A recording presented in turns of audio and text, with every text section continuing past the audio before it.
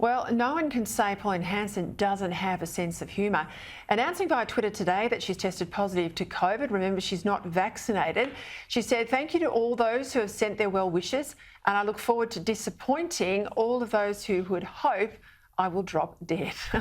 Maybe the graceless Grace Tame could learn a few social media lessons from the One Nation leader, as Tame again attacked the Prime Minister today, but also on the way through, she had a real crack at Jenny Morrison, who she claims the Prime Minister uses as an object in the campaign, and even more bizarrely, accuses the Liberals of using images of the Prime Minister and his wife to, and I'll quote, make Anthony, who has a less traditional family, look morally inferior, and so on.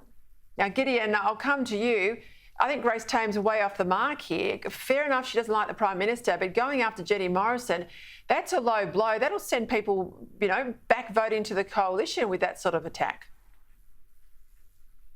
You're right, this kind of thing generates a sympathy vote. And, the thing about Grace Tame is she speaks about, really important issues. She could use her platform and her notoriety to actually make reasoned, nuanced points about what we do, about predatory behaviour and about assault and things like that in Australia. But the fact that she does things like this, and also when she's asked, what does the next Prime Minister have to do to solve these issues, she just says something like, not be Scott Morrison. That's not good enough, and I don't think it gives her as much credibility and as much stature on this as this issue she talks about deserves. And this idea, Kayla, that the coalition somehow using the fact that Anthony Albanese is divorced, he's single and that he's not married now. I mean, he's got a very prominent, seemingly lovely girlfriend in tow in most of the things he's doing as well. This hasn't been a feature of the campaign. I think it's actually been to the credit of Australians that we're now beyond all of that stuff. We're looking at the two leaders, their competency, their policies. She's making an issue when it hasn't been an issue in the campaign. No, it's not been mentioned at all. And to suggest that the government is somehow using photographs of the Prime Minister with his family to attack Albanese is utterly ridiculous. He's using photographs and getting his family out to say, here I am with my family. I am a normal man outside of my life. But we know, vis-a-vis Albanese, that being normal doesn't mean you have to have a family. You can have a partner. You can live on your own. It really doesn't matter a jot. It's just a desperate attempt from Grace Tame to attack Morrison at any opportunity and get chummy with Albanese, as we have seen she does quite often, except, of course, when Albanese does things she doesn't like being interviewed by Alan Jones. She went after him for that. I mean, the left ultimately eats its own, and Grace Tame seems to be very good at this kind of thing. Yeah, but this is a cunning tactic, right? This is a cunning tactic. They would worry, particularly in Western Sydney seats, more traditional Labor voting areas, that the fact that Albo doesn't have, he has a family, he's got a son, but it's not prominent in this campaign.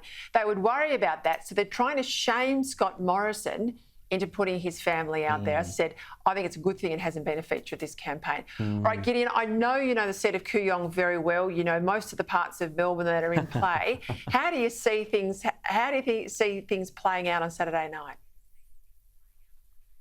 Well, in relation to Kooyong, my instinct says that Josh will hold on, if for no other reason that Monique Ryan is distributing a how to vote card that just has a 1 in the box and says, allocate your preferences how you want, but that will cause enough voter confusion in a super tight race. You will get people, less informed voters who like the colour teal and think it's pretty, people who will just put their 1 in the box, cast their vote, and their votes will be rendered invalid. That is a huge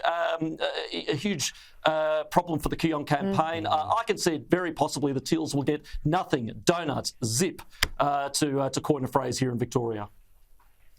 All right, chance your arm though, both of you now. Saturday night, will we have a result? Will we have a hung parliament? What's your call, Gideon?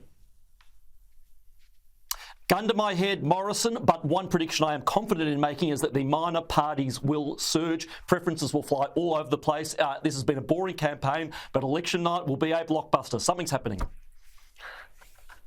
Caleb. A very close Labor win, I suspect. I just hope it's not a hung parliament, because, by God, if we end up with a minority teal Labor government, it's going to be a very painful 3 years. Oh, I tell you, I've still got PTSD from last time I was working inside a hung parliament. All right, got to leave it there, gentlemen. We'll talk on the other side of everything next week, see who was right, who was wrong.